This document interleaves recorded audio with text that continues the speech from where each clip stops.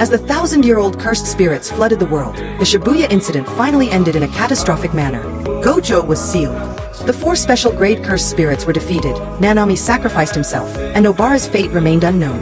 Itadori, due to the massacre committed by Sukuna within his body, was sentenced to death. However, special grade sorcerer Yuki Tsukumo, who arrived at the battlefield, could do nothing. Her heart was filled with guilt due to her own hesitation as the situation spiraled out of control.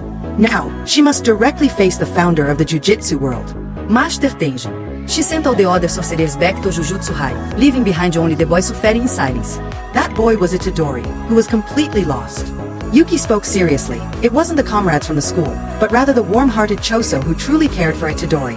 Choso stayed by Itadori's side, tenderly asking about his brother's wounds. After the great battle with Mahito and Yuram, Itadori had no fatal injuries. He could feel the power of Sukuna's 15 fingers inside him, a power becoming increasingly difficult to suppress. Choso advised his brother to return to the school and not to worry about him. But Itadori did not budge. It wasn't a matter of whether he wanted to return or not. He had become a murderer. Even though everyone knew it was Sukuna's doing, it was his body that carried it out. Meanwhile, a question lingered in his mind. Why did Sukuna save Megumi, even going as far as fighting Maharaga? What is his goal? Itadori knew that as a killer, he could never go back to how things were. He had lost all his friends and family. He whispered, asking Choso why he still cared for him, despite Itadori having killed Choso's 2 brothers with his own hands. However, Choso calmly stated it was an accident.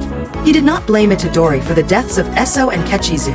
To him, forgiveness was irrelevant because Itadori was his only remaining brother.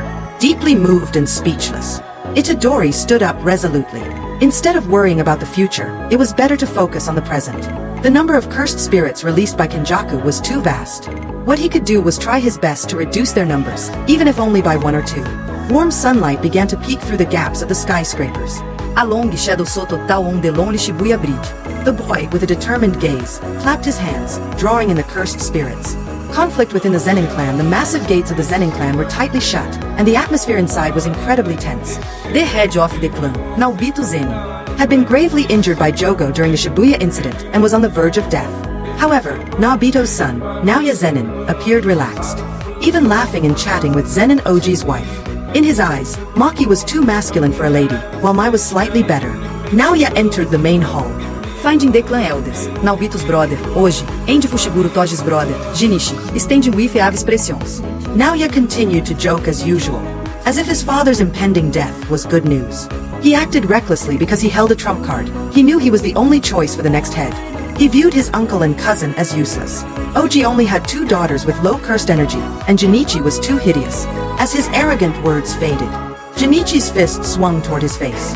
Naoya, having inherited his father's curse technique, dodged with extreme speed, but Oji's blade was already at his throat.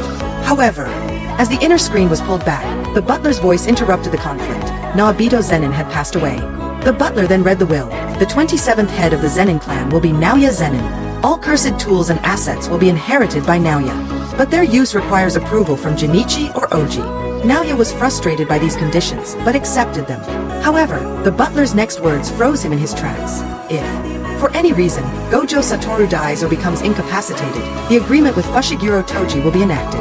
His son, Fushiguro Megumi, will be brought back to the clan to become the head and inherit all assets unconditionally. Naoya, once arrogant, was now stunned. Leaving the room, he fumed over the craftiness of Oji and Jinichi. Their silence made it clear they would rather have Megumi as the head than him. The sinister grade 1 sorcerer immediately inquired about Megumi's location. Learning that Megumi was in Shibuya searching for Sukuna's vessel, Itadori. A wicked plan formed. Itadori is sentenced to death. Killing him in Shibuya is legal. I'll take that chance to eliminate Fushiguro Megumi as well. He would kill his rival without anyone knowing. With Shibuya and Kyoto turned into a hell's cape, the death of a sorcerer or 2 would raise no suspicion. By then, he would truly become the supreme ruler of the Zenin clan.